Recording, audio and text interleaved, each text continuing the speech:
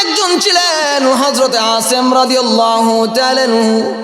Medina থেকে হুযাইল গোত্রের কাছে যখন চলে গেলেন, মদিনা থেকে কিছু একটু দূরে, ওই সময় মুনাফিকরা চিৎকার শুরু করে দিল, চেঁচামেচি শুরু করে দিল, তোমরা কারা রে? আমাদেরকে তাড়াতাড়ি হেফাজত করো, আমাদেরকে রক্ষা করো, মুসলমানগণ আমাদের উপর আক্রমণ শুরু করছে। উপস্থিত সাহাবী যারা ছিলেন প্রায় 6 জন, সবাই তখন মনে করলেন কাহিনী কি বুঝলাম না, ওরা আমাদেরকে নিয়ে এসেছে দিন শিক্ষা করবার জন্য, এদের সাথে আমরা রওনা হচ্ছে, এখন বলে আমরা নাকি মারপিট করছি। হুযাইল গোত্রের লোকেরা তরবারি নিয়ে এদের উপরে এসে আক্রমণ শুরু করে দিয়েছে এবং তারা বলল, এ সাহাবীরা শুনে রাখো, আমরা কিন্তু তোমাদেরকে মারব না, মারবার জন্য নিয়ে আসি নাই, কোরআন শিক্ষা করবার জন্য তোমাদেরকে নিয়ে আসি নাই। এ সাহাবীরা শুনে রাখো, তোমাদেরকে মক্কার বড় বড় কাফেরদের কাছে বিক্রি করে দিব, আমরা এর থেকে মোটা অঙ্কের টাকা নেব, তোমাদেরকে মক্কার কাফেররা নিয়ে যাবে, তোমাদেরকে যা ইচ্ছা তাই করবে। আমার মুসলমান ভাইরা, ওই সময় আসিম রাদিয়াল্লাহু তাআলা আনহু দাঁড়িয়ে গেলেন, সাহাবীরা রে, বাঁচলে বিড়ালের মতো বাঁচবো না, বাঁচলে বাঘের মতোই বাঁচতে হবে, জোরে বলুন ঠিক কিনা, আরো জোরে বলুন ঠিক কিনা। শিয়ালের জিন্দেগি লালন পালন করে কোনো লাভ নাই, সিংহের মতো গর্জে উঠতে হবে। আমার মুসলমান ভাইরা, আসিম রাদিয়াল্লাহু তাআলা আনহু গর্জে উঠলেন। আসিম রাদিয়াল্লাহু তাআলা আনহু গর্জে উঠে বলেন, কাফিররা রে, এ মুনাফিকরা শুনে রাখো, আমাদের কেমনিতেই তোমরা বিক্রি করে দিতে পারবা না। শুনে রাখো, আমরা হলাম বিশ্ব নবীর সাহাবী, আমাদেরকে তোমরা মারতেও পারবা না, অন্যায়ভাবে মারবা, আমরা তোমাদেরকে আঘাত করব। যুদ্ধ শুরু হয়ে গেল। হযরত আসিম রাদিয়াল্লাহু তাআলা তরবারি চালাতে শুরু করলেন, একজন একজন করে আল্লাহর দুশমনকে দুনিয়া থেকে বিদায় করছেন। এমনিতেই দেখা যায় একদম বিকেল বেলা হয়ে গেল, আসিম রাদিয়াল্লাহু তাআলা এর উপরে এমন একটা তরবারির আঘাত পড়েছে, জমিনের মধ্যে একদম ধরাশয়ী হয়ে পড়ে গেলেন। আমার মুসলমান ভাইরা, বর্তমান সময় সবাই দেখেছেন, আমাকে একখানা বিষয় নির্ধারণ করে দেওয়া হয়েছে, আল্লাহর পথে দৃঢ়তা। সূরা হামিম আস-সিজদার 30 নম্বর আয়াতে কারিমা নির্ধারণ করে দেওয়া হয়েছে। আয়াতখানাকে আপনাদের সম্মুখে আমি তেলাওয়াত করেছি। বর্তমান সময়টা দুইটি গ্রুপে বিভক্ত, একটি হলো মহান রব্বে কারিমের বন্ধু অর্থাৎ মুসলিম জাতি, অপরদিকে হয়েছে বেঈমান কাফের শয়তানের দল, শয়তানের উত্তরসূরি যারা। মহান রব্বে কারিমের মহব্বতের মানুষ যারা, যে দলটি, এদেরকে বেঈমান কাফের গোষ্ঠী নির্যাতন করছে কিনা? চতুর্দিকে শুধুমাত্র মুসলমানদের উপর নির্যাতন আর নির্যাতন। এই নির্যাতন, কাফেরদের নিষ্পেষিত অবস্থা, এগুলো পেরিয়ে গিয়ে মুসলমানরা যখন নিজের জায়গায় মজবুত করে অটুট থাকে, মহান রব্বে কারিম এদেরকে একদম প্রিয় করে নেন, জোরে বলেন সুবহানাল্লাহ। শুধুমাত্র তাই না, মহান রব্বে কারিম বলে দেন যে সবার জন্য একমাত্র মহান রব্বে কারিমই যথেষ্ট, জোরে বলেন সুবহানাল্লাহ। যে আয়াতে কারিমা তেলাওয়াত করেছিলাম, এই আয়াতের শুধুমাত্র সাধারণ তর্জমাটা আমরা দেখি। মহান রব্বে কারিম বলেন, ইন্নাল্লাযীনা ক্বালু রাব্বুনাল্লাহ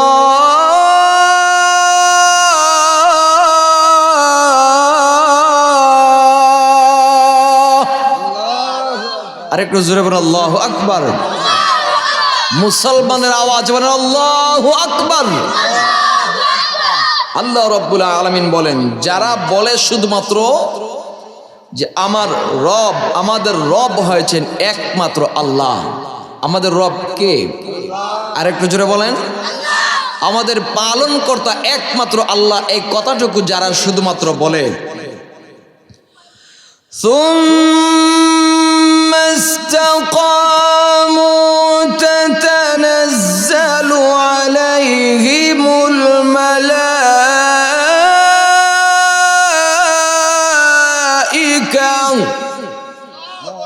যারা শুধুমাত্র বলে আমার পালন কর্তা হয়েছেন একমাত্র মহান রব্বে কারিম, এরপর এই কথার উপর শুধুমাত্র তারা অবিচল থাকে আর নড়াচড়া করে না, এই কথাটার উপর শুধুমাত্র অবিচল থাকে, আল্লাহ বলেন এই সমস্ত মানুষের উপরে মহান রব্বে কারিম, এই সমস্ত মানুষের কাছে মহান রব্বে কারিম ফিরিস্তাদেরকে অবতীর্ণ করেন। জোরে বলেন সুবহানাল্লাহ। ওই সমস্ত ফিরিস্তাগণ আইসা মানুষদেরকে বলে, কোন মানুষকে? যারা বলে আমার রব একমাত্র আল্লাহ এবং এই কথার উপরে অবিচল থাকে, এদেরকে বলে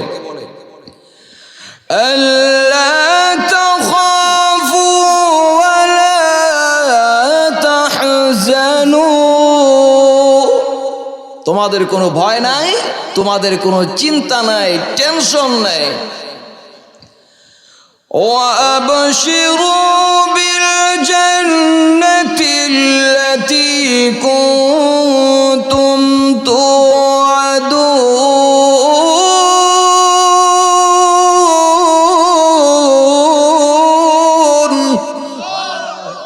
ফেরেশতাগণ এই সমস্ত মানুষকে আয়েশা বলে, ও মানুষেরা, তোমাদের কোনো চিন্তা নাই, তোমাদের কোনো ভয় নাই, শোনো মহান রব্বে কারিম তোমাদেরকে যে জান্নাতের ওয়াদা দিয়েছিলেন, এই জান্নাতের সুসংবাদ তোমরা গ্রহণ করো। এই জান্নাতের সুসংবাদ দেওয়ার জন্য তোমাদের কাছে আমরা এসেছি।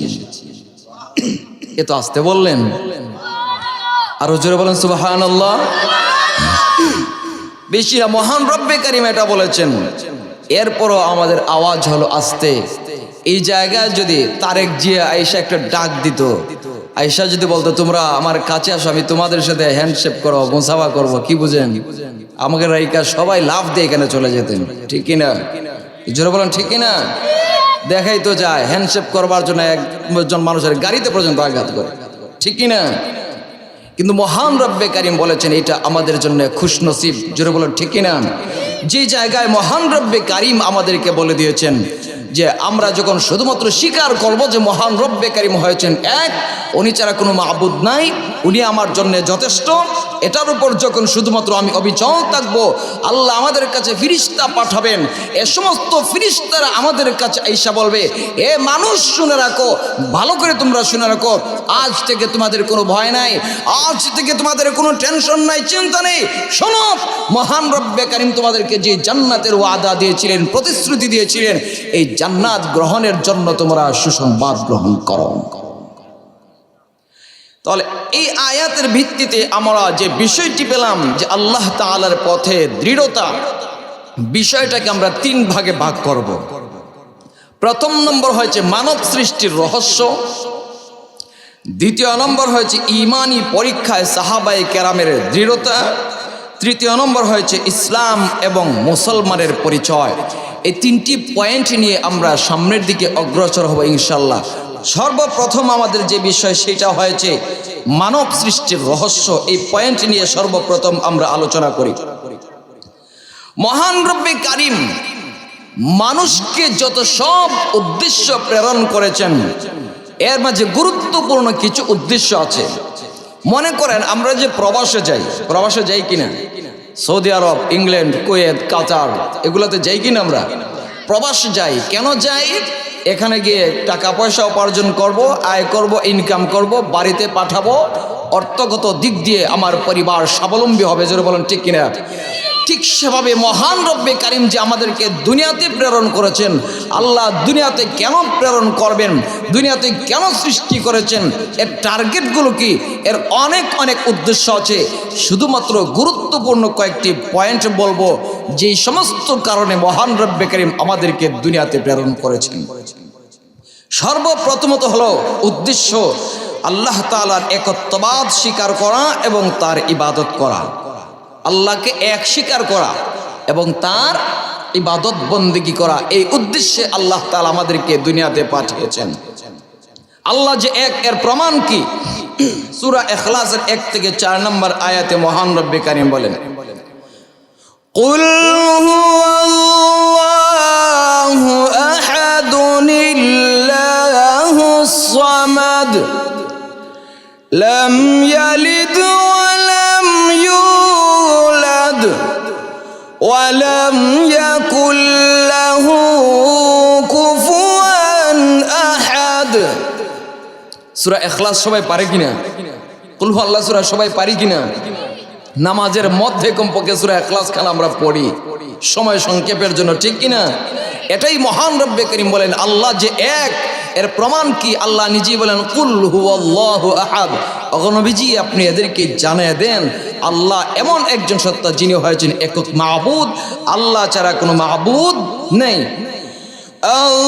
আল্লাহুস সামাদ, আল্লাহ এমন একজন সত্তা কারো প্রতি মুখাপেক্ষী নন, কারো দ্বারস্থ হন না, কারো কাছে গিয়ে একদম দুর্বল হয়ে যান না। জোরে বলেন ঠিক কিনা? আল্লাহ কি কারো কাছে মুখাপেক্ষী? আরো জোরে বলেন। আল্লাহকে আমাদের লালন পালন করতে হবে।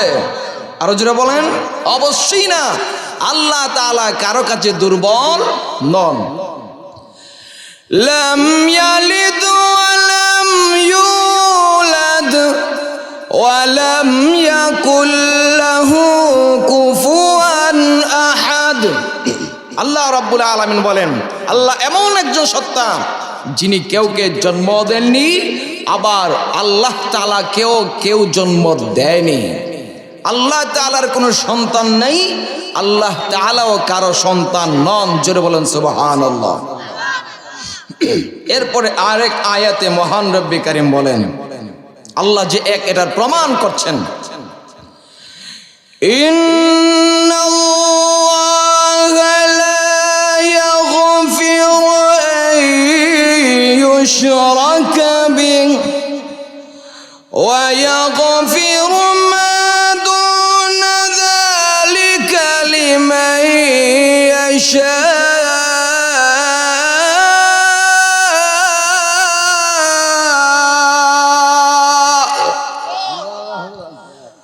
ومن يشرك بالله فقد افترى إثما عظيما। আরেকটু জোরে করুন আল্লাহু আকবার। মহান রব্বে কারীম বলে ইন্নাল্লাহা লা ইয়াগফিরু আন ইউশরাকা বিহি। মহান রব্বে কারীমের সাথে যারা কোনো কিছু শরীক করে, যে আল্লাহর সাথে আরো কিছু আছে, সেজদা আল্লাহকেও দেয়, আবার মাজারে গিয়েও সেজদা দেয়, শরীক গুনাহ কিনা? শিরক গুনাহ। আল্লাহ বলেন যারা শিরিক করে আল্লাহ এদেরকে মাফ করেন না। আল্লাহ এক, এটাতেই বিশ্বাস করতে হবে, এটার উপর অবিচল থাকতে হবে। যারা শিরক করে আল্লাহ তাআলা বলেন এটাকে মাফ করেন না, তবে কিছু কিছু গুনাহকে মাফ করেন, এটা আল্লাহ বলেন। وَيَغْفِرُ مَا دُونَ ذَلِكَ لِمَن يَشَاءُ।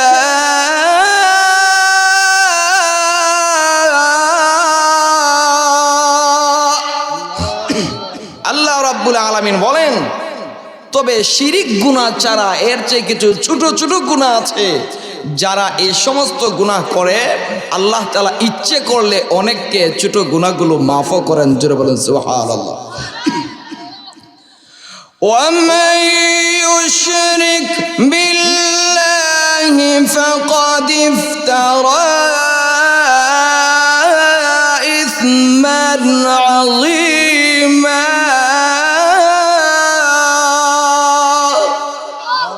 মহান রব্বে কারীম বলেন ওয়ামা ইউশরিকু বিল্লাহ, যারা মহান রব্বে কারীমের সাথে কোনো কিছুকে শরীক করে তারা মহা পাপের মাঝে নিমজ্জিত, তারা বড় বড় পাপ করছে, কবিরা গুনাহ করছে। জোরে বলেন নাউজুবিল্লাহ। এই আয়াতগুলোর মাধ্যমে বোঝা যায় যে আল্লাহ তাআলা এক, উনি হয়েছেন একক মাবুদ। জোরে বলেন ঠিক কিনা? অন্য আয়াতে বলেন আল্লাহু লা ইলাহা ইল্লা হুয়াল হাইয়ুল কাইয়্যুম। আল্লাহ এমন একজন সত্তা যিনি হয়েছেন একক, যিনি হয়েছেন চিরঞ্জীব, যার কোনো মরণ নাই, যার কোনো ক্ষয় নাই, যার কোনো ধ্বংস নাই। জোরে বলেন সুবহানাল্লাহ। তাহলে এই আয়াতগুলোর মাধ্যমে বুঝলাম যে আল্লাহ তাআলা হয়েছেন কি? এক। এবার পরবর্তী জায়গা আল্লাহ তাআলা আমাদেরকে সৃষ্টি করেছেন কেন? ইবাদত করবার জন্য। জোরে বলেন সুবহানাল্লাহ। আল্লাহ তাআলা আমাদেরকে প্রশ্ন করছেন কেন সৃষ্টি করেছেন। সূরা মুমিনুনের 15 নম্বর আয়াতে আল্লাহ বলেন,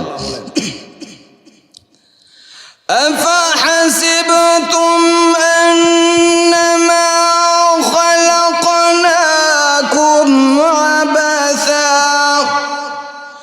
ওয়া আন্নাকুম ইলাইনা লা তুরজাউন।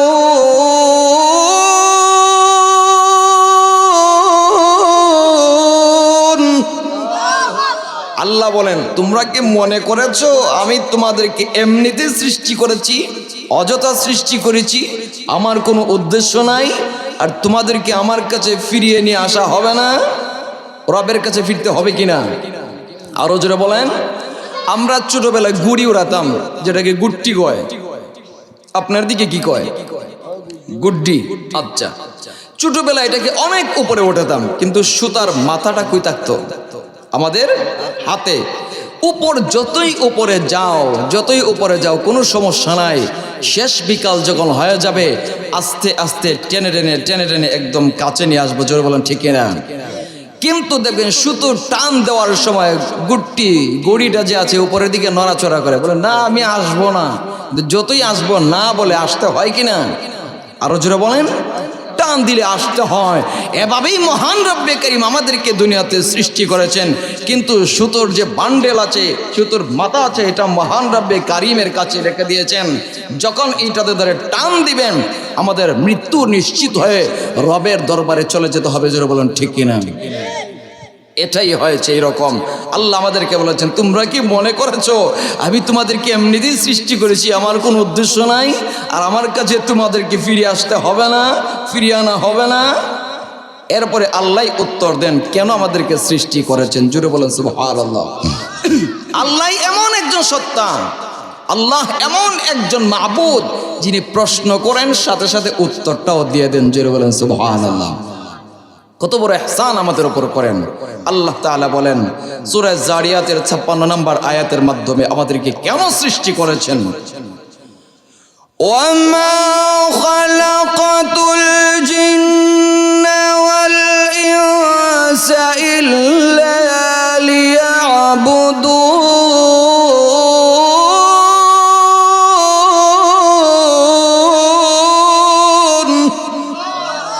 আল্লাহ বলেন, ও মানুষ, আমি মানব জাতি এবং জিন জাতি উভয়টা জাতিকে দুনিয়াতে সৃষ্টি করেছি একমাত্র আমি মহান রব্বে কারীমের ইবাদত বন্দেগী করবার জন্য। জোরে বলেন সুবহানাল্লাহ।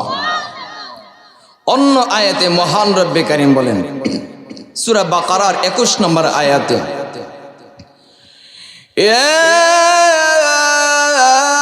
আইয়ুহান নাসু উবুদু রাব্বাকুম الذي خلقكم والذين من قبلكم لعلكم تتقون।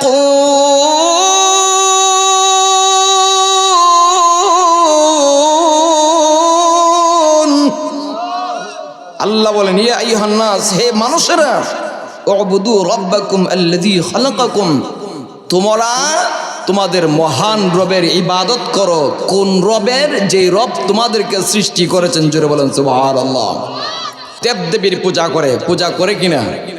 আল্লাহ এখানে বলেন নাই যে শুধু আমার ইবাদত করো। আল্লাহ বৈশিষ্ট্য বলে দিয়েছেন কার ইবাদত তোমরা করতে হবে।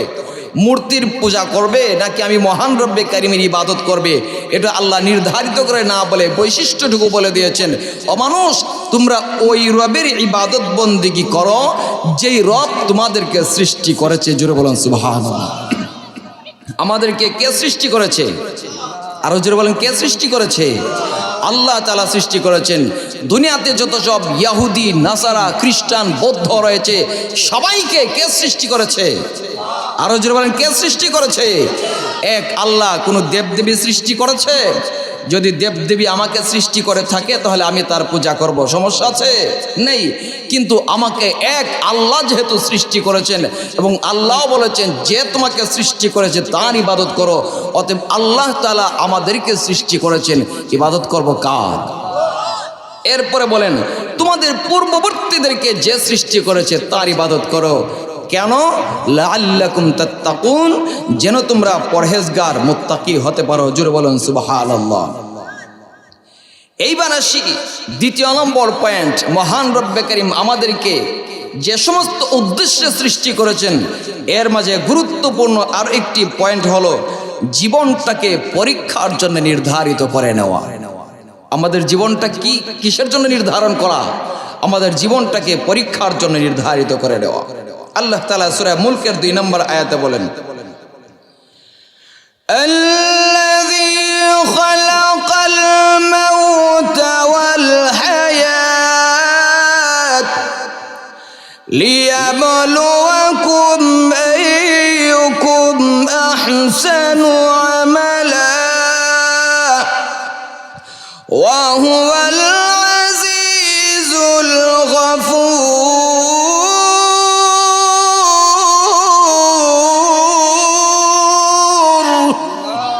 আরেকটু জোরে বলুন আল্লাহু আকবার।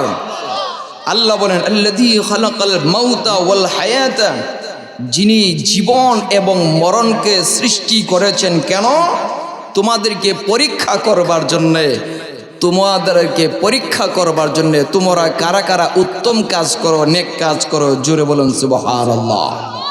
আমাদেরকে শুধুমাত্র মহান রব পরীক্ষা করবেন, আমরা কারা কারা ভালো কাজ করি এই জিনিসটা শুধুমাত্র পরীক্ষা করবেন। অন্য আয়াতে সূরা বাকারার 155 নম্বর আয়াতে মহান রব্বে কারীম বলেন আল্লাহ আমাদেরকে কিভাবে পরীক্ষা করবেন জানার প্রয়োজন আছে না নাই? আরো জোরে বলেন।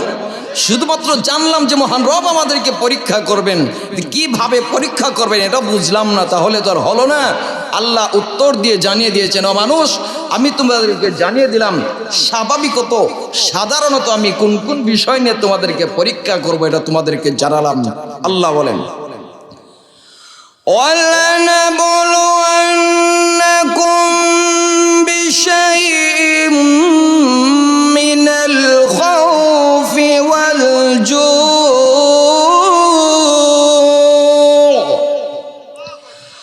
وَنَقْصٍ مِّنَ الْأَمْوَالِ وَالْأَنفُسِ وَالثَّمَرَاتِ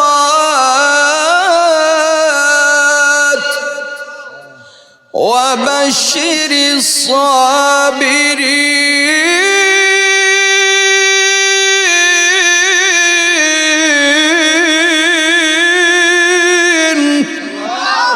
আরেকটু জোরে করুন আল্লাহু আকবার। আল্লাহ বলেন ওয়ালানাবলুওয়ান্নাকুম বিশাইই, ও মানুষ আমি তোমাদেরকে কিছু কিছু বিষয়ে পরীক্ষা করব। সে বিষয়ের নাম কি? খাউফ। তোমাদেরকে ভেতরে একটা ভয় তৈরি করে দিব, এই ভয় তৈরি করার মাধ্যমে আমি তোমাদেরকে পরীক্ষা করব। দ্বিতীয় নম্বর হয়েছে ওয়াল জু, তোমাদেরকে ক্ষুধা দিব, অভাব অনটন, অর্থাৎ পেটের মাঝে ক্ষুধা অভাব অনটন, এটা দিয়ে তোমাদেরকে পরীক্ষা করব। যখন অভাবে পড়ে যাবে, ক্ষুধার মধ্যে পড়ে যাবে, এই সমস্ত পরীক্ষায় কিন্তু তোমাদেরকে পাস করতে হবে। ওয়ানাকসিম মিনাল আমওয়ালি ওয়াল আনফুসি ওয়াস সামারাত, তোমাদেরকে ফসলাদি, তোমাদের জান মাল এগুলো ক্ষয়ক্ষতি করার মাধ্যমে তোমাদেরকে পরীক্ষা করব। এ সমস্ত পরীক্ষায় তোমাদেরকে পাস করতে হবে। আর শোনো, মহান রব্বে কারীম বলেন যে সমস্ত মানুষ আমার এই সমস্ত পরীক্ষার মধ্যে পাস করবে, আমি মহান রব্বে কারীমের পক্ষ থেকে এই সমস্ত ধৈর্যধারীদেরকে, যারা ধৈর্য ধারণ করবে এদেরকে শুধুমাত্র সুসংবাদটা শোনাও। জোরে বলুন সুবহানাল্লাহ। বলে আল্লাহ আমাদেরকে পরীক্ষা করবেন ভয় দিয়ে। কি দিয়ে? আরো জোরে বলেন। ভয় দিয়ে। তারপর হয়েছে ক্ষুধা দিয়ে, অভাব অনটন যে আছে এগুলো দিয়ে, আমাদের ফসলাদি ধ্বংস করে দিবেন। ফসলাদি আমরা করি কিনা? অনেক সময় দান করি কিন্তু দান আর হয় না, সব কিছু নষ্ট হয়ে যায়, শিলা বৃষ্টিতে সব নষ্ট হয়ে যায়, ঠিক কিনা? কৃষি করি, পানি মেঘ বৃষ্টির কারণে একদম পানির নিচে তলায় যায়, এগুলো নষ্ট হয়ে যায়, জানের ক্ষতি দিয়ে মাল অনেক সময় বিপদের মধ্যে পড়ে দেখা যায় সব কিছু ধ্বংস হয়ে গেছে। এই সবভাবে মহান রব্বে কারীম পরীক্ষা করবেন। মানুষ এই সমস্ত পরীক্ষা তোমাদেরকে করব, যখন তোমরা এই পরীক্ষাগুলোর মধ্যে পাস করবে তখন আমি মহান রব তোমাদেরকে একমাত্র পুরস্কারের ভাগীদার করব। জোরে বলুন সুবহানাল্লাহ। অন্য আয়াতে মহান রব্বে কারীম বলেন পরীক্ষা করার মাধ্যমে আমাদেরকে পরিশুদ্ধ করেন। জোরে বলেন সুবহানাল্লাহ। আরো জোরে বলেন সুবহানাল্লাহ। সূরা আনকাবুতের 2 নম্বর এবং 3 নম্বর আয়াতে বলেন আহাসিবান নাসু আইয়ুতরাকু আইয়াকুলু আমান্না ওয়া হুম লা ইফতানুন। মহান রব্বে কারীম বলেন মানুষ কি মনে করেছে যে তারা শুধুমাত্র এক কথা বলবে যে আমার রব হয়েছেন এক আল্লাহ, এরপরে আমি তাকে একদম ছেড়ে দেব, আমি তাকে আর কোনো ধরনের পরীক্ষা করব না, এমনিতে তাকে মুক্তি দিয়ে দিব, শুধুমাত্র এক কথা বললো যে আমার রব হয়েছেন আল্লাহ? অবশ্যই না, আমি পরীক্ষা করব। ওয়ালাকাদ ফাতান্নাল্লাযীনা মিন ক্বাবলিহিম ফালায়া'লামান্নাল্লাহুল্লাযীনা সাদাকু ওয়া লায়া'লামান্নাল কাযিবিন।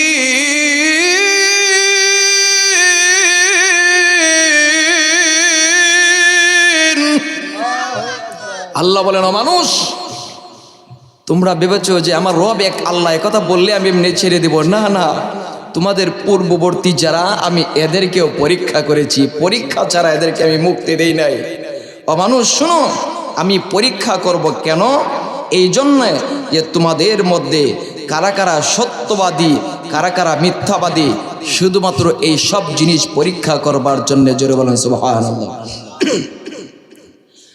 ভাইরা আমার, লক্ষ্য করে দেখুন মহান রব্বে কারীম আমাদেরকে দুনিয়ার মধ্যে প্রেরণ করেছেন এবং জানিয়ে দিয়েছেন পরীক্ষা করবেন আমাদেরকে।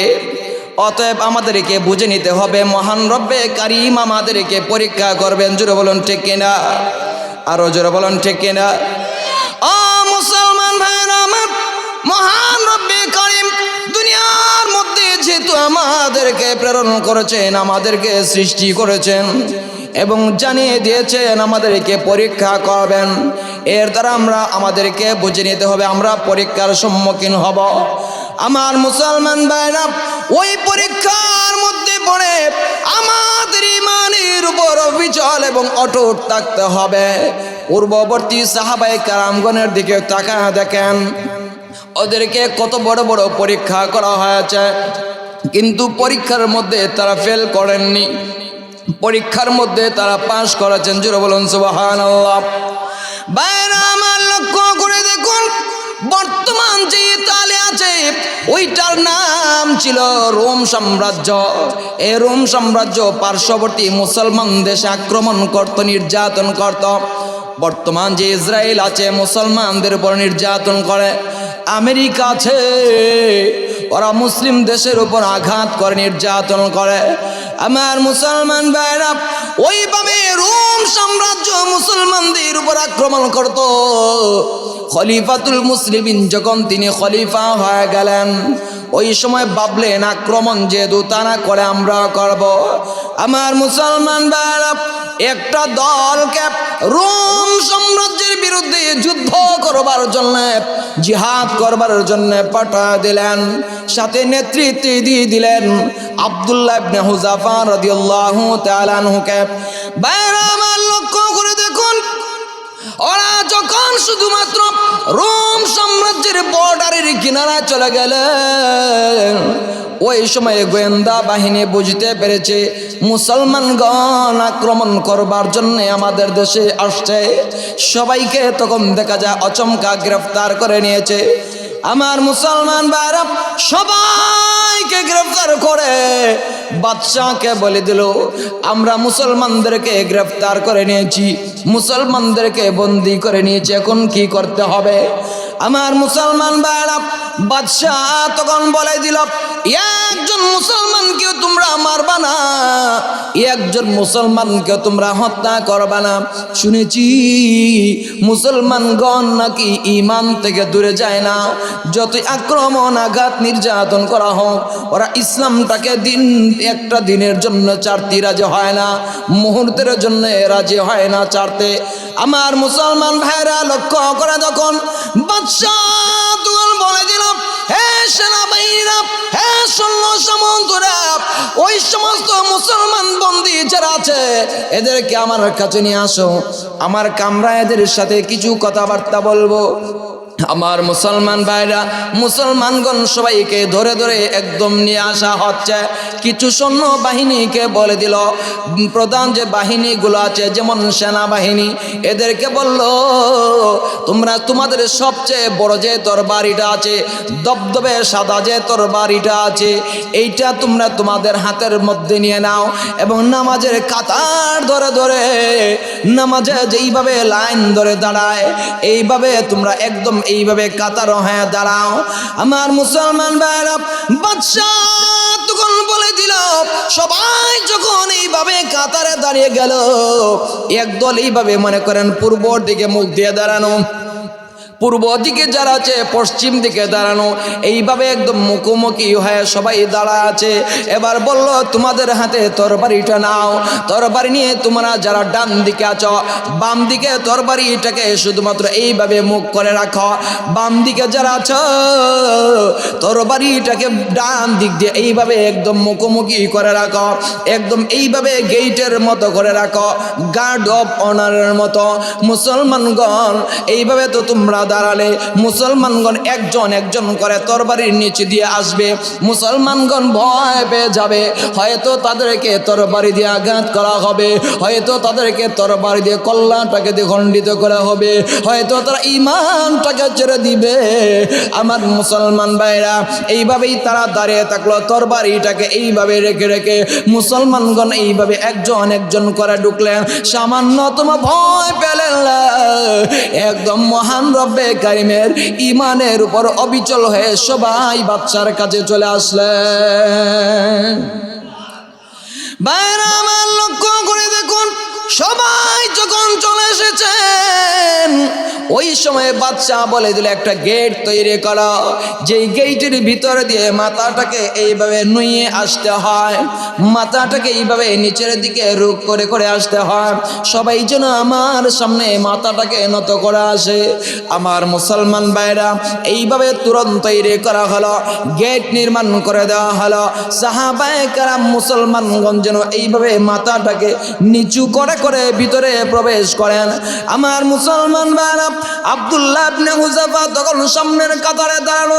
আব্দুল্লাহ ইবনে হুযাফা বলেন, রে রুমের লাল কুত্তা, শুনে রাখ, এইভাবে তোরণটা আমাদের জন্য বানালে এর ভিতরে আমরা মাথা নিচু করে ঢুকবো না, এর ভিতরে মাথা নিচু করে আমরা একদম ভিতরে প্রবেশ করব না, এইটা হয়তো এখন সরায় দাও, না লাথি দিয়ে একদম তোরণটাকে ভেঙে ফেলবো, লাথি দিয়ে গেটটাকে একদম ভেঙে ফেলবো। ও মুসলমান ভাইরা আমার, এইভাবে যখন শুধুমাত্র একটা ভাষণ দিলেন, সবার ভিতরে কম্প তৈরি হয়ে গেল, সবার শরীরটা শুধুমাত্র এইভাবে কাঁপছে। বাদশাহ তখন বলে, ও সৈন্য সামন্তরা, এভাবে ভয় পেলে চলবে না, এভাবে ভয় পেলে চলবে না। তবে যেহেতু ভয় পেয়ে গেলা, মুসলমানগণ সামান্যতম ভয় পায় নাই, সামান্যতম ভয় পায় নাই, মুসলমানদের যে লিডারটা আছে তাকে আমার কাছে পাঠায় দাও, আমার খাস কামরায় পাঠায় দাও, আমি তার সঙ্গে দু চারটা কথাবার্তা বলবো। আমার মুসলমান ভাইরা ওই সময় আব্দুল্লাহ ইবনে হুযাফা রাদিয়াল্লাহু তাআলা সামনের কাতারে চলে আসলেন। ওই সময় বাদশাহ বলল, তোমার নামটা কি, তুমি কি বলবা? তিনি বললেন, আমার নাম হয়েছে আব্দুল্লাহ ইবনে হুযাফা। বলে, তুমি কি এদের নেতা? উনি বলেন, আমি নেতা নয়, তবে এদেরকে পরামর্শের মধ্যে কিছু সিদ্ধান্ত আমি দেই। আমার মুসলমান ভাইরা, অহংকারটা সামান্যতম প্রকাশ করলেন না, ভিতরের মধ্যে নিয়ে গেলাম, খাস কামরার মধ্যে নিয়ে গেল, বিশেষ রুমের মধ্যে নিয়ে গেল।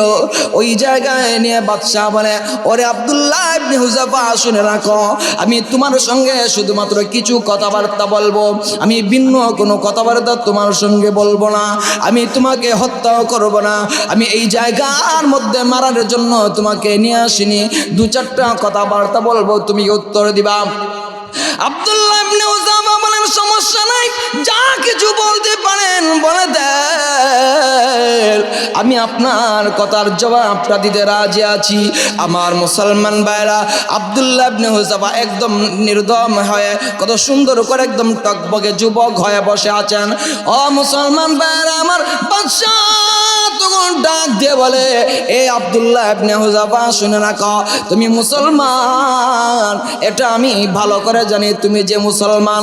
এরে আব্দুল্লাহ ইবনে হুযাফা, আমি তোমাকে দু একটা প্রস্তাব করতে চাই, হয়তো তোমার ভালো লাগলে গ্রহণ করবে। এ আব্দুল্লাহ ইবনে হুযাফা, শুনে রাখো, তুমি মুসলমান আর আমি হয়েছি খ্রিস্টান, তোমাকে প্রস্তাবটা দিচ্ছি। সর্বপ্রথম হলো, প্রস্তাব দেওয়ার আগে পুরস্কারটাকে সেইটা বলে দিচ্ছি। তুমি যদি আমার প্রস্তাবকে গ্রহণ করো, তাহলে অবশ্যই অবশ্যই আমার যে ইতালি রোম সাম্রাজ্যের বাদশাহী আছে, রাজত্ব আছে, সব কটা বাদশাহী ক্ষমতা তোমাকে দিয়ে দেব।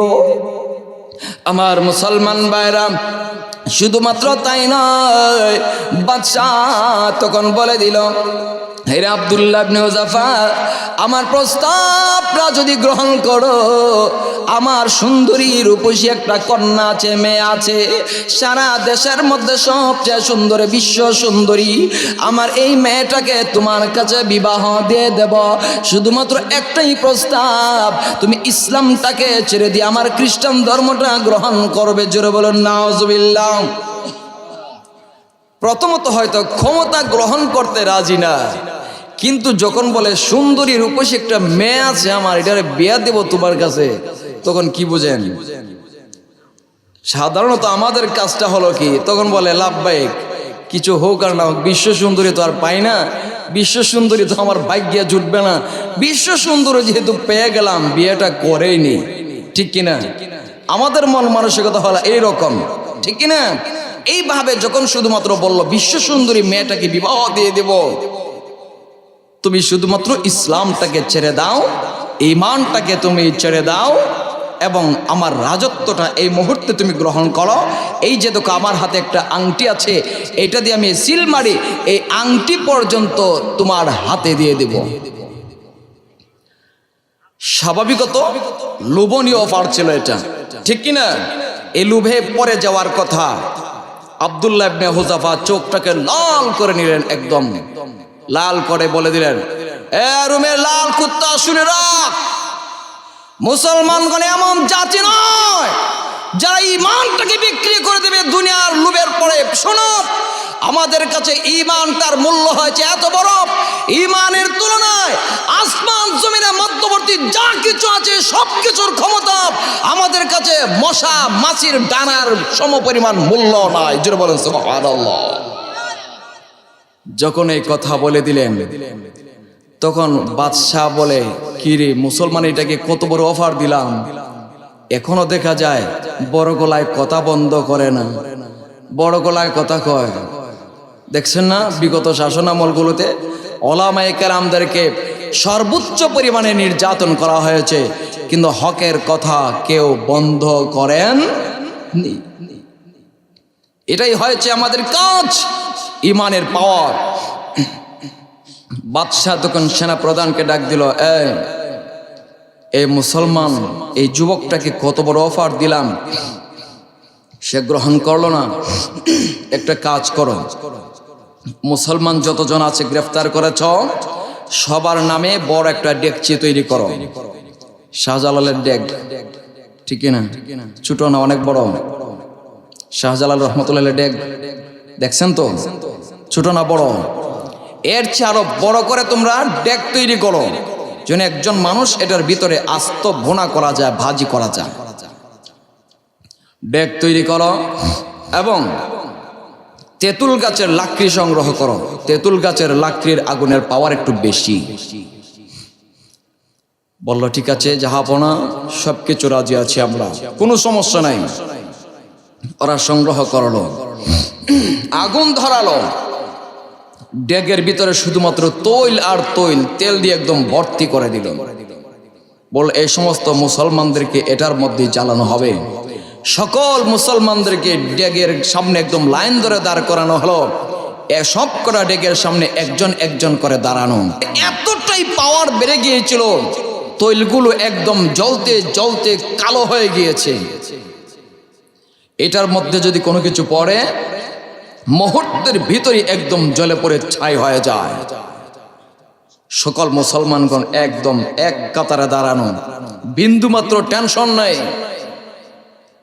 ওই সময় জাহাপনা বলে, জল্লাদেরা রেডি হও। জল্লাদ রেডি, লাভবে। সবচেয়ে ছোট যে লোকটা আছে এদের মধ্যে, যাদেরকে গ্রেফতার করেছ, এদের মাঝে সবচেয়ে যে ছোট ব্যক্তিটা আছে তাকে ডেগের মধ্যে ছেড়ে দাও। ডেগের মধ্যে ছোট্ট লোকটাকে, সাহাবীকে ছেড়ে দেওয়া হলো। মুহূর্তের ভিতরেই একদম জ্বলে পড়ে শেষ। ডেগের নিচে শুধুমাত্র হাড্ডি দেখা যায়, গোশতের কোনো অস্তিত্ব নাই। পরীক্ষা ছোট না বড়? আরো জোরে বলেন। ওই সময় আব্দুল্লাহ ইবনে হুযাফা রাদিয়াল্লাহু তাআলা আনহু হেসে দিলেন। বলেন তো, এত বড় পরীক্ষার মধ্যে যদি পরে হাসে, মানুষ কি বলে, পাগল বলে না? বাদশা বলে, আব্দুল্লাহ ইবনে হুযাফাকে বিচক্ষণ ভাবতাম, এখন দেখি সে হাসে, ও কি পাগল নাকি? একথা বলতেই তিনি আবার কান্না শুরু করে দিয়েছিলেন। এখন বলে কিরে, এখন আবার কাঁদতেছে, তার মানে ভয় পাইছে। আব্দুল্লাহ ইবনে হুযাফাকে আবার কাছে নিয়ে আসা। বাইরে আমার লক্ষ্য করে দেখুন, আব্দুল্লাহ ইবনে হুযাফা রাদিয়াল্লাহু তাআলা আনহুকে কাছে যখন টেনে নিয়ে এসেছে, আব্দুল্লাহ ইবনে হুযাফা রাদিয়াল্লাহু তাআলা আনহুকে বলে, আরে আব্দুল্লাহ ইবনে হুযাফা, তুমি সর্বপ্রথম হাসলা কেন? এই কথাটাকে তুমি বলবা। আমার মুসলমান ভাইরা, ওই সময় আব্দুল্লাহ ইবনে হুযাফা রাদিয়াল্লাহু তাআলা আনহু বলেন, এ যে বাদশা, শুনে রাখো, ওই আমার সাথীটাকে আগুনের মধ্যে ছেড়ে দেওয়ার কারণে আমি হাসলাম কেন, এটা তোমরা বুঝো নাই। আমি হাসলাম, আমাদের সাথে একজন আমাদের সবার আগে আগে আল্লাহর তৈরি জান্নাতে চলে গেছে। হে বাদশা, শুনে রাখো, এই জন্য আমি হেসেছি। তবে কান্না করলা কেন? তুমি কি ভয় পেয়ে গেছ? না, আমি ভয় পাই নাই, আমি ভয় পাই নাই। আমি এর জন্য কান্নাকাটি করেছি, এখন তো আমাকে আগুনের মধ্যে ছেড়ে দেওয়া হবে, আমি তো এখন পুড়ে যাব। আমি আল্লাহ রব্বুল আলামিনের দরবারে এর জন্য কান্নাকাটি করেছি। ও তো আমার রব্বে কারীম, আমাকে একবার আগুনের মধ্যে যখন ছেড়ে দেওয়া হবে, আমি তো আগুন একদম পুড়ে যাব। কিন্তু আমাকে যদি তুমি আবার জীবিত করে দিতা, আমি আবারও আগুনের মধ্যে পড়তাম। আবারও যদি তুমি আমাকে জীবিত করে দিতা, আমি আবারও আগুনের মধ্যে পড়তাম। এইভাবে যদি আমাকে 1000 বার জিন্দা করে দিতা, আমি 1000 বার আগুনের মধ্যে পড়তে রাজি। আমি রব্বে কারিমের কাছে এই দোয়াটি কান্নাকাটি করে করেছি। জুড়ে বলেন সুবহানাল্লাহ। আমার মুসলমান ভাইরা, ওই সময় বাদশা বলে, কি রে মুসলমান তো ভয় পাই নাই, আগুন দিয়ে পুড়া দিলাম, এরপরও দেখা যায় ভয় পাই নাই। বললো আগুনটাকে নিভায় দাও, সবাইকে মেরে ফেলা আমার উদ্দেশ্য না, সবাইকে একদম দুনিয়া থেকে বিদায় করে দাও আমাদের উদ্দেশ্য না। মুসলমান ভাইরা আমার, ওই সময় বাদশাহ বলে দিল এখন কি করা যায়, এদেরকে মুক্তি দিল তো বিপদ। আমার মুসলমান ভাইরা, একজন মন্ত্রী আইসা বুদ্ধি দিল এদেরকে গ্রেফতার করা হোক, তিলে তিলে দুনিয়া থেকে বিদায় করে দেওয়া হোক, একদম খাবার দাবার বন্ধ করে দেওয়া হোক, যেন একদম তিলে তিলে মনে যায়। আমার মুসলমান ভাইরা, সবাইকে ইসলাম মুসলমানদের সৈন্যবাহিনী যারা আছে সবাইকে গ্রেফতার করে নিয়েছে, বন্দিশালায় গ্রেফতার করে নিয়েছে। একাধারা 3 দিন পর্যন্ত খাবার বন্ধ করে দিয়েছে, একটু সামান্য 1 ফোঁটা পানি পর্যন্ত দেয় নাই, সামান্যতম কোনো খাবার পর্যন্ত দেয় নাই, একটা রুটি পর্যন্ত দেয় নাই। মুসলমান ভাইরা আমার, 3য় দিন একজন ডাক্তারকে পাঠালো, এদেরকে তোমরা পরীক্ষা করে গিয়ে আসো, ভালো করে পরীক্ষা করো, হয়তো দুনিয়া থেকে কেউ বিদায় হয়ে যাবে। ওরা পরীক্ষা করে বলেন ওদের এখনো প্রাণ আছে, ওরা মরবে না। বাদশাহ তখন বলে দিল, ও ডাক্তার তুমি শুনে রাখো, তোমার সাথে আরো কয়েকজন ডাক্তারকে অন্তর্ভুক্ত করো, একটা বোর্ড তৈরি করো, যেই দিন দেখবা এদেরকে পরীক্ষা করো, যেই দিন দেখবা ওরা দুনিয়া থেকে একদম বিদায় হয়ে যাওয়ার মুহূর্তে চলে আসে, নাকের আগায় এদের শ্বাস চলে আসছে, ওরা হয়তো এখন মরে যাবে, ওই সময় আমাদেরকে রিপোর্ট করবে। আমার মুসলমান ভাইরা, বাদশার কথা অনুযায়ী ওরা বলল ঠিক আছে, সমস্যা নাই। কয়েকদিন পর মুসলমানদের যে বন্দিশালার মধ্যে তারা প্রবেশ করেছে, দেখে সবাই জীর্ণ শীর্ণ হয়ে পড়ে আছে, একদম লাশের মতো পড়ে আছে, সামান্যতম নড়াচড়া নাই, মানুষদেরকে ধাক্কা দিলে এরপর নড়াচড়া করে না, কথা পর্যন্ত বলে না, শুধুমাত্র আল্লাহ আল্লাহ বলে জিকির করেছে, সুবহানাল্লাহ বলে শুধুমাত্র জিকির করেছে, আলহামদুলিল্লাহ বলে শুধুমাত্র জিকির করেছে। মুসলমান ভাইরা আমার, আওয়াজ কিন্তু আসছে না, সামান্যতম আওয়াজ আসছে না, জিহ্বার দ্বারা বোঝা যায়, টুটের নড়াচড়ার দ্বারা বোঝা যায় আলহামদুলিল্লাহ পড়েছে, আল্লাহু আকবার বলছে, সুবহানাল্লাহ বলছে। ও মুসলমান ভাইরা আমার, আরো একদিন পর ডাক্তারগণ প্রবেশ করলো, আয়েশা দেখে মুসলমানদের মুখটাও নড়াচড়া করে না, টুটটাও নড়াচড়া করে না, ভেবেছে মরে গেছে। হাতের মধ্যে এইভাবে স্বাস্থ্য পরীক্ষা করেছে, দেখে এই জায়গায় শিরা সামান্যতম শুধুমাত্র নড়াচড়া করে, আজকের দিনের ভিতরেই কয়েকজন মারা যাবে। বলল আব্দুল্লাহ ইবনে হুযাফা কোথায় আছে, তার অবস্থাটা তোমরা শুধুমাত্র দেখো। আব্দুল্লাহ ইবনে হুযাফাকে বেশি নির্যাতন করা হয়েছে বন্দিশালার মধ্যে। আব্দুল্লাহ ইবনে হুযাফা জমিনের মধ্যে পড়ে আছেন, আব্দুল্লাহ ইবনে হুযাফা জমিনের মধ্যে পড়ে আছেন, ওনার হাতের মধ্যে এইভাবে পরীক্ষা করেছে, দেখে আব্দুল্লাহ ইবনে হুযাফার এই জায়গায় শিরায় সামান্যতম নড়াচড়া করে না, হয়তো 2-4-10 মিনিটের ভিতরে দুনিয়া থেকে বিদায় হয়ে যাবে। আমার মুসলমান ভাইরা, বুকের মধ্যে পরীক্ষা করা হয়েছে, শ্বাস পরীক্ষা করা হয়েছে, ভেবেছে হয়তো 10 মিনিটের ভিতরে দুনিয়া থেকে বিদায় হয়ে যাবে। বাদশাকে গিয়ে রিপোর্ট করলো, ও জাহাপনা শুনে রাখেন, আমরা এদেরকে পরীক্ষা করেছি, হয়তো 10 মিনিটের ভিতরে আব্দুল্লাহ ইবনে হুযাফা দুনিয়া থেকে বিদায় হয়ে যাবে। ওই সময় বাদশাহ বলে দিল, ডাক্তারেরা রে, তোমরা এখনই যাও, কিছু গোশত নিয়ে যাও এবং সামান্য পানি এদের কাছে নিয়ে যাও, এদেরকে খাবার দাবার হিসেবে দিয়ে দাও।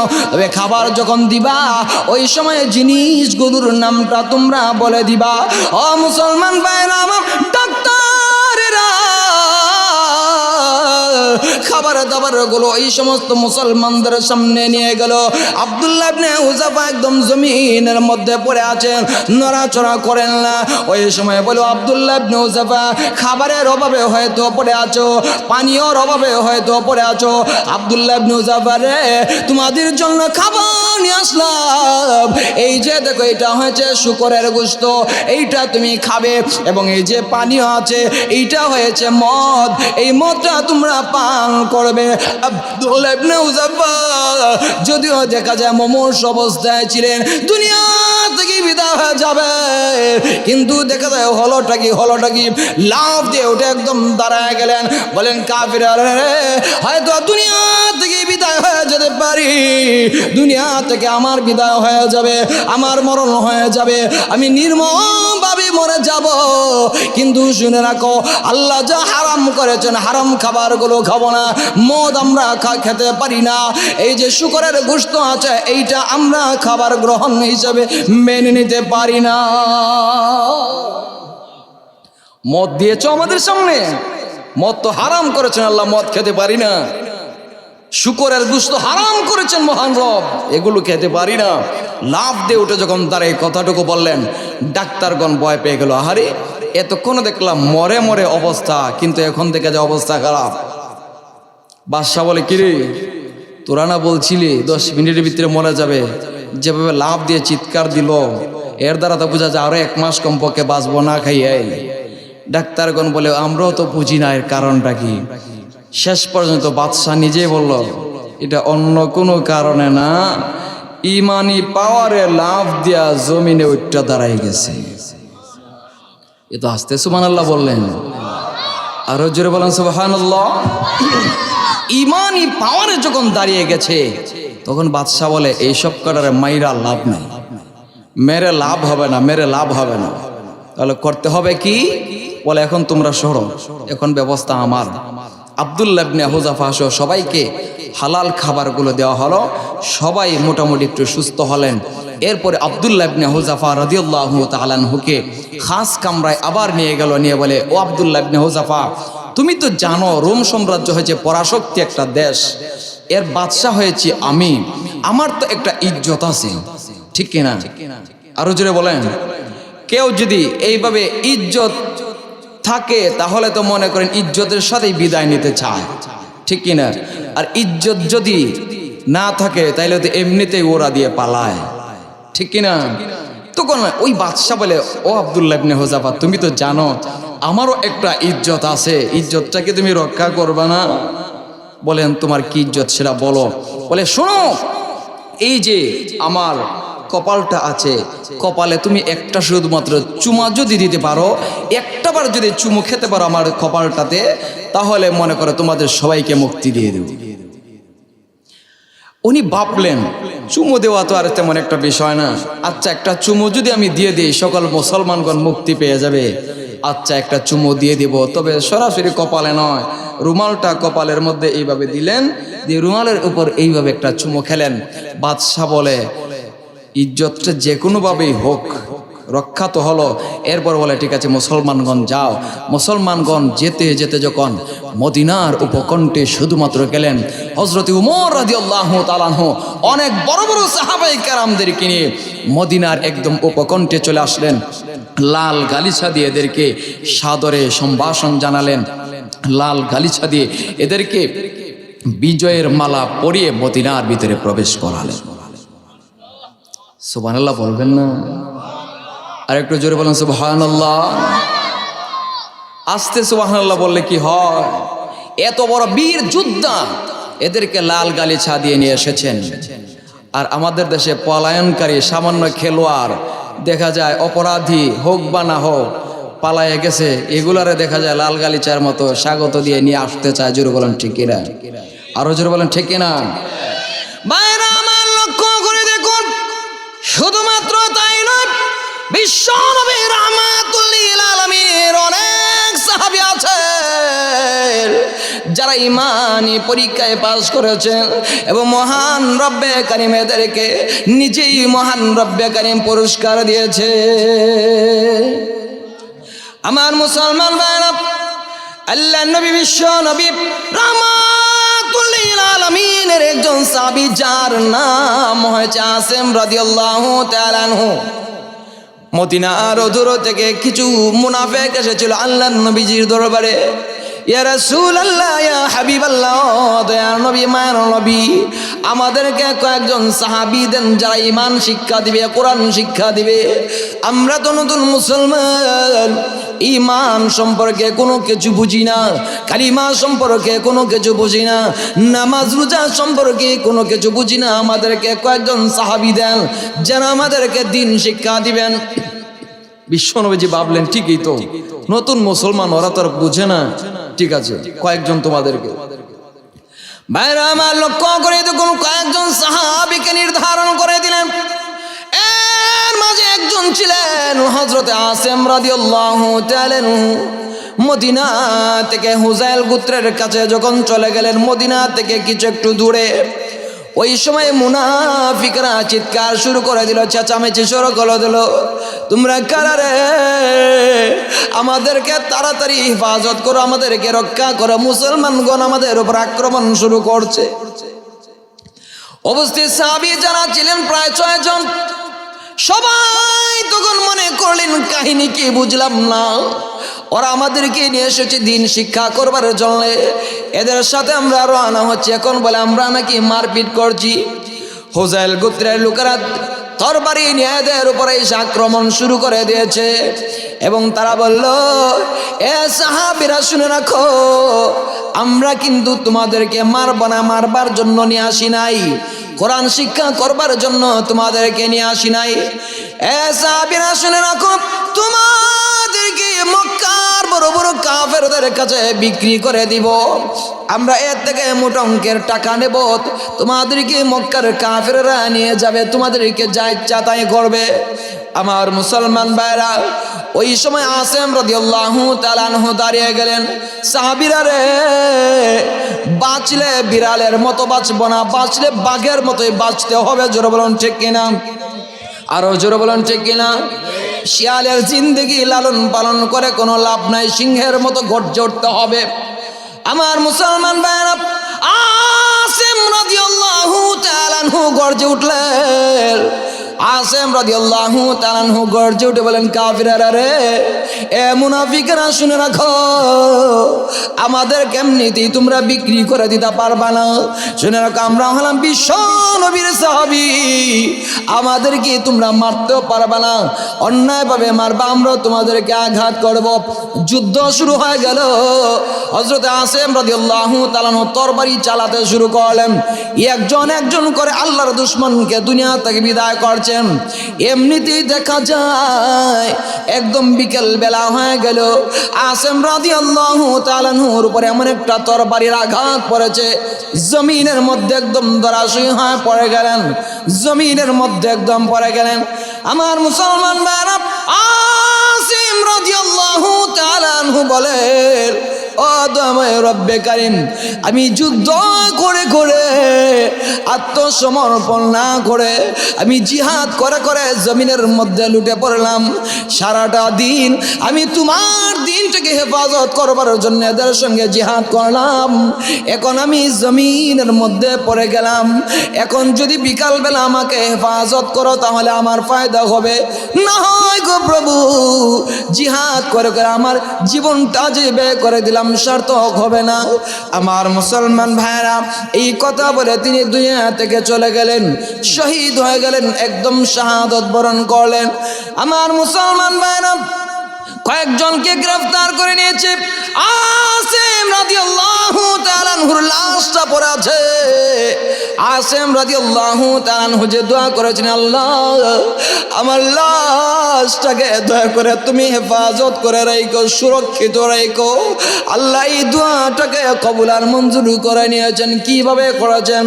কাফেররা তখন বলে দিল, ওই যারাদেরকে আমরা গ্রেফতার করলাম এদেরকে জীবিত নিয়ে আমরা মক্কায় বিক্রি করব, আর আসিমের লাশটা আছে, আসিমের গলাটা একদম কেটে নেব এবং মাথাটা মক্কার কাফেরদের কাছে বিক্রি করে দিব।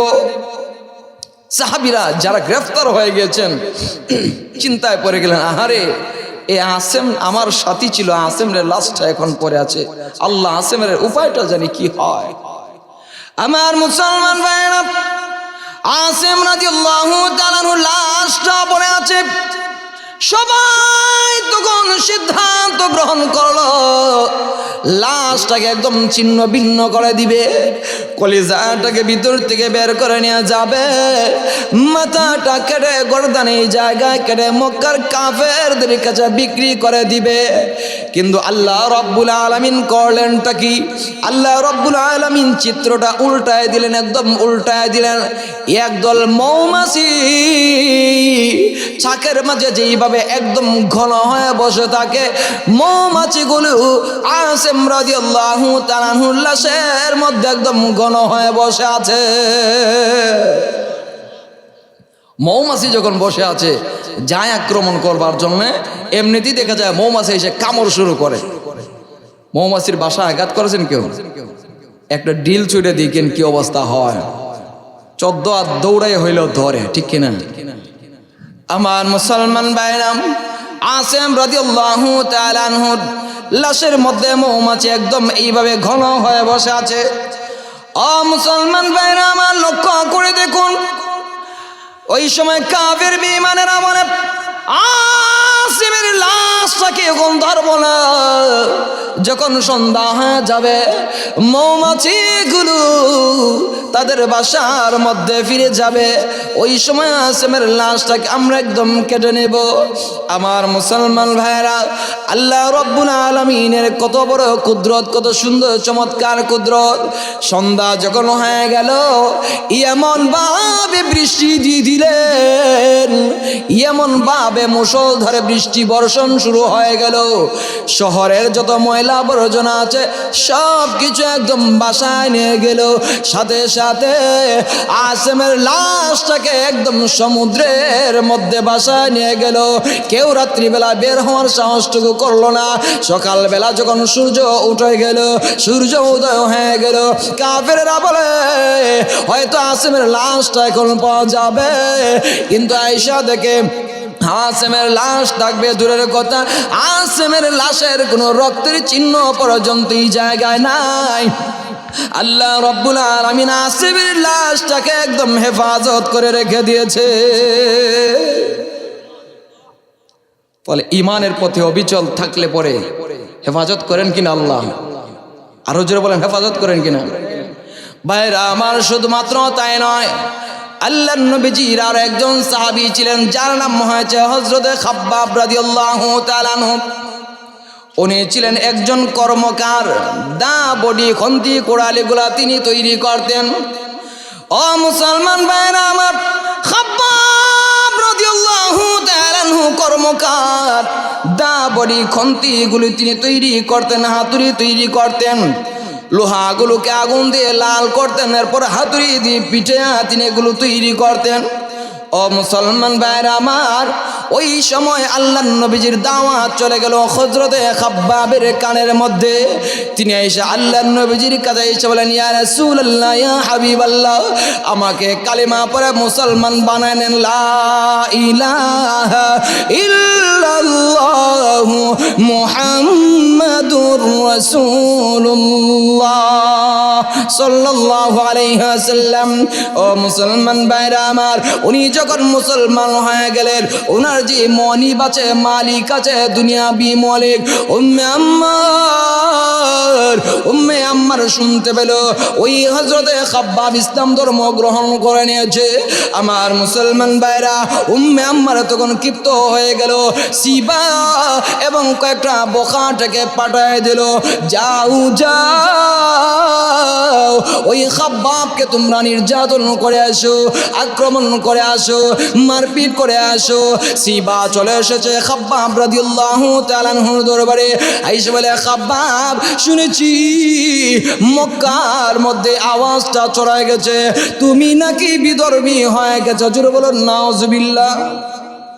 ও খাব্বাব, তুমি নাকি বিধর্মী হয়ে গেছো, বাপ দাদার ধর্ম ছেড়ে দিয়েছো। উনি বলেন, আস্তাগফিরুল্লাহ, আমি বিধর্মী হব কেন? মহান রব যে দিন দিয়েছেন, আমি এই দিনটা গ্রহণ করেছি, এটাই হয়েছে আসল ধর্ম, প্রকৃত ধর্ম। ভাইরা আমার, লক্ষ্য করে দেখুন, সাথে সাথে ওই যে সিবা এবং তার সাথে যারা আছে বখাটে, ওরা আক্রমণ শুরু করে দিয়েছে, মারপিট শুরু করে দিয়েছে। এমন ভাবে আঘাত করেছে, জমিনের মধ্যে তিনি একদম পড়ে আছেন, শুধু বলেন আল্লাহু আহাদ, আল্লাহু আহাদ, আল্লাহু আকবার, আল্লাহু আকবার। ও মুসলমান ভাইরা আমার, জমিনের মধ্যে শুধুমাত্র কান্দেন আর কান্দেন। সবাই যখন চলে গেল, এক পর্যায়ে তিনি জ্ঞান ফিরে সুস্থ হয়ে গেলেন। আল্লাহ নবী আয়েশা মাথা বুলায় দিলেন, রে খাব্বাব, শুনে রাখো, ইসলাম ধর্ম গ্রহণ করবার কারণে তোমাকে নির্যাতন করা হয়েছে। শুনো রে, আল্লাহ রাব্বুল আলামিনের বিনিময় অবশ্যই তোমাকে দিবে। খাব্বাব খুশি হয়ে গেলেন, আল্লাহ যেহেতু আমাকে বিনিময় দিবেন, সমস্যা নাই। উনি খুব খুশি হয়ে গেলেন।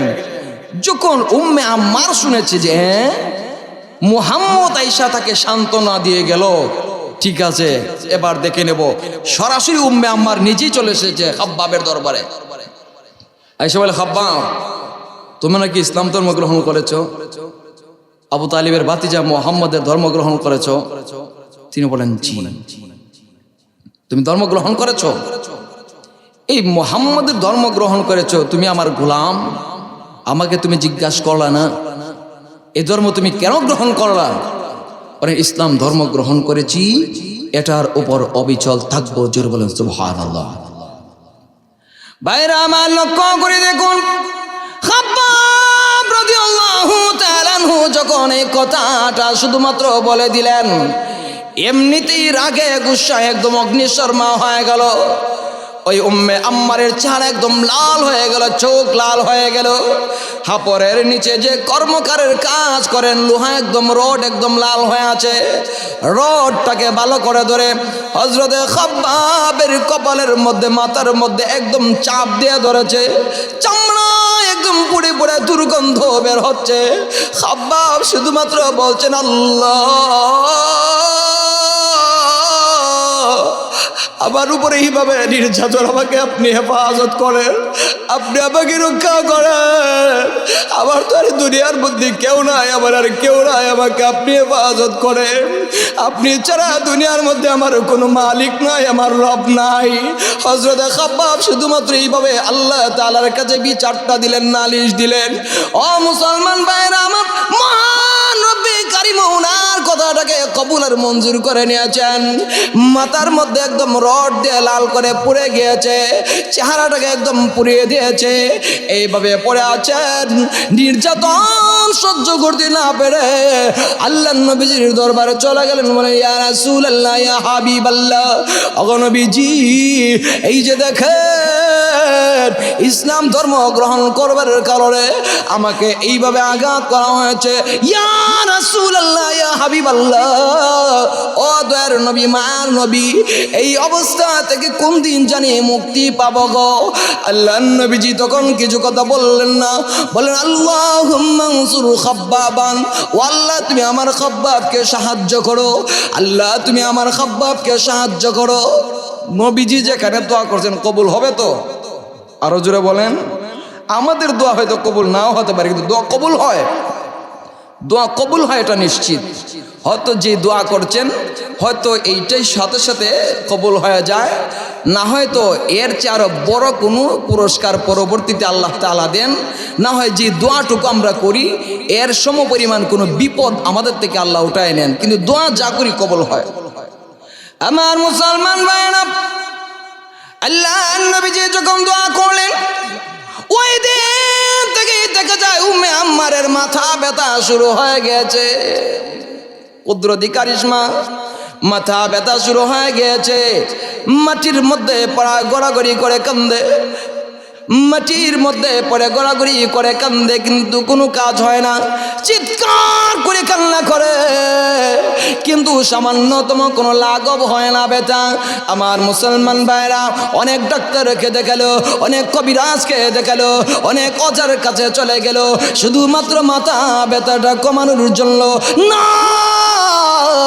কিন্তু যত ডাক্তারের কাছে যায়, যত কবিরাজের কাছে যায়, যত অজার কাছে যায়, কেউ তো আর চিকিৎসা করতে পারে না। আমার মুসলমান ভাইরা চিকিৎসার লেশ মাত্র পায় না। এক পর্যায়ে এমন হয়ে গেল ব্যথার কারণে চিৎকার করে করে জবানটা একদম পরিবর্তন হয়ে গেছে, শুধুমাত্র কুকুরের মতো ঘেউ ঘেউ করে, কুকুরের মতো ঘেউ ঘেউ করে।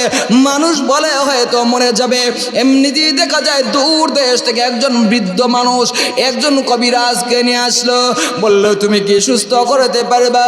বলে আমার কাছে চিকিৎসা আছে, আমি সুস্থ করতে পারবো হয়তো যদি আমাকে সুযোগ দেন।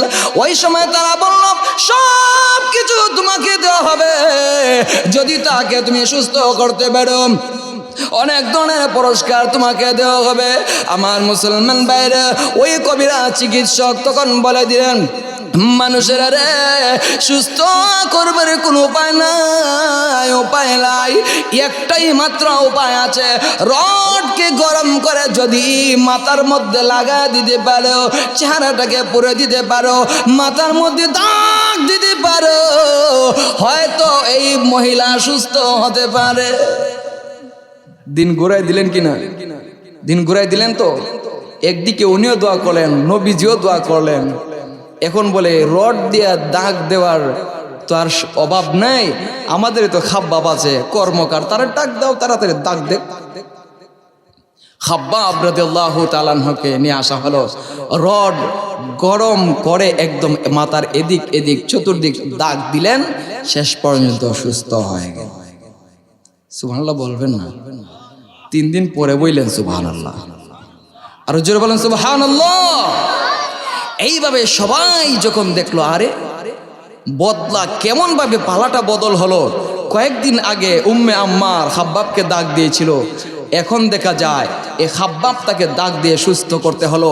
উপস্থিত যারা আছে অনেকে ইসলাম ধর্ম গ্রহণ করে মুসলমান হয়ে গেছে।